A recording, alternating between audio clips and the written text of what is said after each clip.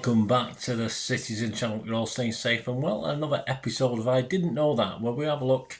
We have specials, look at newspapers, special things done on City, but this is a programme one, and it's the very first Champions League programme of the 24-25 season. We're going to have a look at the City versus Inter Milan, see what facts we can glean from it.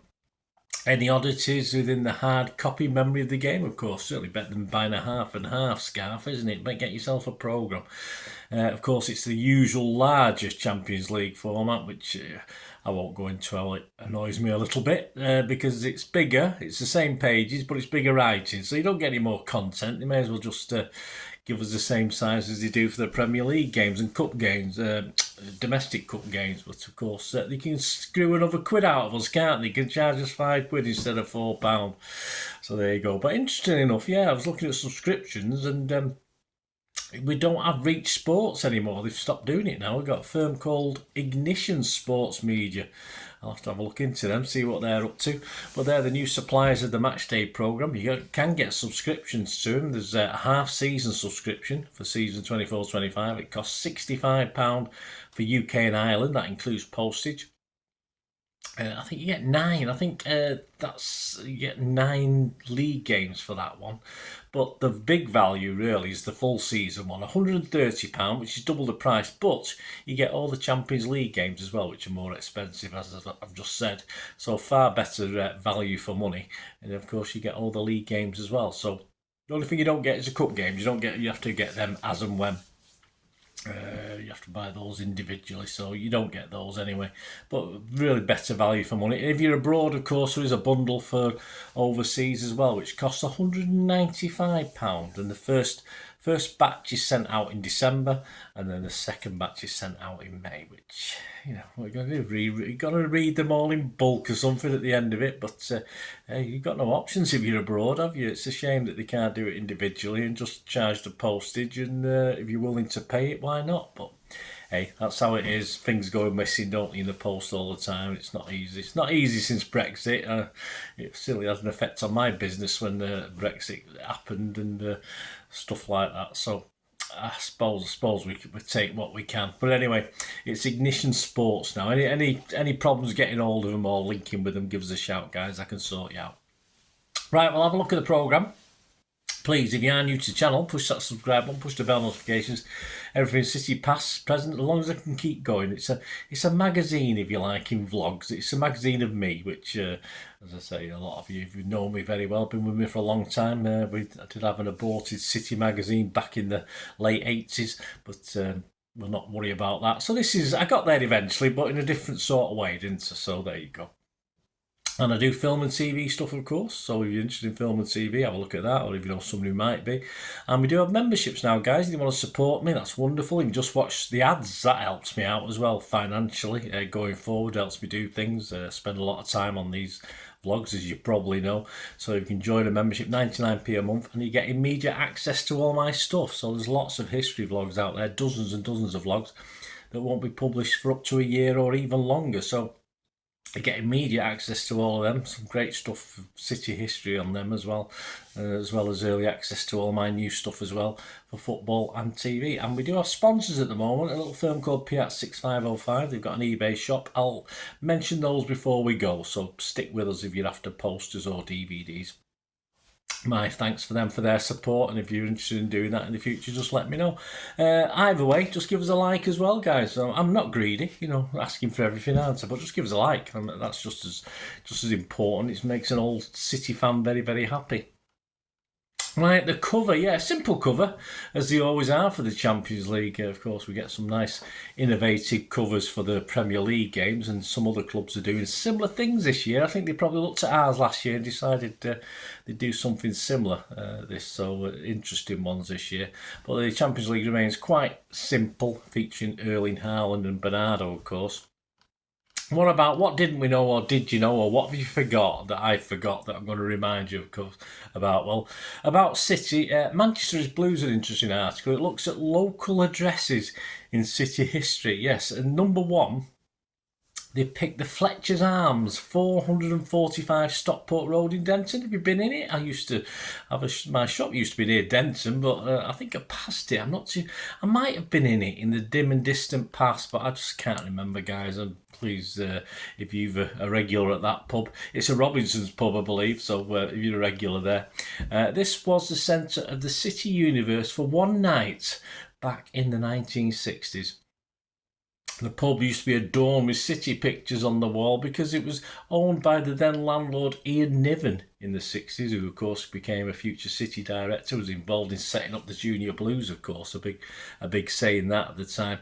Cheryl, Mike Doyle's wife, was the barmaid, or worked behind the bar, we should say now. We can't call them barmaids anymore, can we? I don't think that's a lot, but I did. But hey, there you go, I'm old school. And of course, Malcolm Allison was a regular visitor to the pub. And this led to an incident where Allison, when we were going for the title in the 67-68 season, of course we won it, he was a bit frustrated. We got stuffed by Leeds 3-1. He was in the pub commiserating, drowning his sorrows, probably in champagne, and he bragged that we'd beat then, the next game was United away at Old Trafford. Allison bragged that we'd beat him 3-1. Niven took him up on this and promised if this happened, he would lay on a champagne celebration for City players, wives, directors, etc. I don't know if the fans got involved. Were you there? You might have been. I was a bit too young for pubs then. I was supporting City, but I certainly wasn't going in pubs. And true to the words, Allison predicted a City 3-1 win, and we did. And of course, Niven then laid on the party. Well, a lot of the players attended, and wives, etc., and directors. Colin Bell even arrived in a plaster cast because he'd picked up an injury in the game at Old Trafford. And even Joe Mercer popped in, which was quite rare to celebrate as well. And of course, weeks later, we'd be celebrating even more, wouldn't we? Clinching our second ever league title. City kids spot the ball. There you go, just a bit of fun, guys. Just throw this one in. We do have a couple of page quiz for the kids, which is nice now. We didn't have that for a little while. Candy's in action there against West Ham. So where's the ball? Is it A, B or C? I'll give you the answer before we go. So Candy in action at West Ham. Is the ball at A, B or C? I got it wrong. I'll admit that. I got it wrong. Snippets from the City podcast in conversation with David Bernstein, this one. So obviously they take what's happening. And of course Bernstein is talking about our lowest ever point, of course, in history. And his efforts, personal efforts, and the club's efforts to breathe hope into the squad, to make the squad believe in things. And of course, as we dropped to the third tier of English football in 1998, one of the things Bernstein did, he had a rodeo picture. You can imagine a guy on a horse, obviously trying to stay on it. And the caption read simply on this rodeo picture, "If you don't make dust, you eat dust." So Bernstein inspired the players, or tried to inspire the players. It didn't work automatically, that we've eaten enough dust, we're going to be making it from now on. All right, okay, it's not we'll fight them on the beaches or anything like that, but it wasn't bad, was it? And they also had a picture of that crying fan. Remember the one in the Kappa home shirt? A one Leighton Gobbett. Yeah, must be around Leighton. Give us a shout if you know Leighton or you're there. This was framed and put on the wall. And the board was told that this boy is never going to be crying again. You will have happy days ahead. Okay. Well, symbolism that didn't work straight away. Of course he did. We didn't turn things around immediately. But then again, Winston Churchill had to wait a few years for his speeches sometimes to turn things around as well. And he needed perhaps the help of certain Americans, and we perhaps eventually needed the help of certain Arabs. But going to call them Arabs? Well, you know what I mean, don't you? So there you go. But inspirational anyway. And say that's on the City, taken from the City podcast. What didn't we know about Inter Milan? Well, their Serie A title win last season made it 20 in total. That's one more than cross-city rivals AC Milan, and second only to, of course, Juventus, who we're going to have to play as well, with 36 titles. Strangely enough, in 115, I don't know why that number's familiar to me, in 115 years history, they're only the only Italian club to have been out of the top, never to be out of the top flight league, so they've never been relegated. They've always been the top division in their history. They did 5 in a row, which we're going for, of course, from the 2005-06 season. And we know City's run prior to the final in Istanbul, but of course Inter had done pretty well that season as well. The UEFA group included Bayern Munich and Barca, so they got through that. And in the knockout stages, they'd beat Porto, Benfica, and of course, again, cross-city rivals AC Milan. And they'd won Italy's equivalent, of course, of the FA Cup, the Coppa Italia, just 2 or 3 weeks before as well. What did we know about City and Inter? Well, this is the 6 degrees of separation. Rodri was given his Atletico Madrid debut by Diego Simeone, who won the 97-98 UEFA Cup with Inter Milan, and Simeone moved to Lazio under manager Sven-Göran Eriksson. Of course, Sven landed the City job where he brought in Alano, who left just before, this is a bit of a dodgy link, who left just before the arrival of Mancini from Inter Milan. After going back to Inter, Mancini managed Italy, where he gave a debut to Inter stalwart Federico Di Marco. There you go. So some links between City and Inter Milan. Not bad. I've heard worse. What do we know about our group opponents? Well, Inter, of course, we played them on the 18th of September. We've already played them. Striker Martinez was named Serie A's most valuable player in last season, and they've won 3 European titles. Slovan Bratislava, we play them away on the 1st of October. We've never met them before. They've been Slovakian title winners 13 times, and they won the 1969 Cup Winners' Cup before us, the year before us. So I didn't know that one, or I'd forgot it. Sparta Prague, we play them on the 23rd of October at home. Another first meeting between these two teams. 38 league titles, the most, of course, in that league. Semi-final was their best performance in the European Cup, and they wear red as their club president liked it when he watched Arsenal playing a trip to London once. So there you go. Takes all sorts, doesn't it?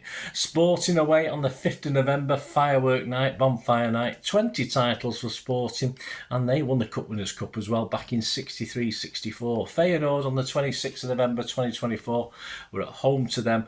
Of course, they lost their manager Slot to Liverpool, and UEFA Cup winners twice. They lifted the European Cup in 1969, beating Celtic. Domestically, they've been champions 16 times. Juventus, we play them away. That'll be a tough one. On the 11th of December 2024, 9 consecutive titles from 2011-2012 season. I think we did all right that season, didn't we? European champions twice, in 1985 and 1996. And in 6 meetings with Juventus, we've only won 1 of them. So, and I missed that because I was in Italy at the time. That's typical of me. PSG, 22nd of January 25. Another difficult away game. You think if we don't get anything at Juventus, it could be looking a bit dodgy.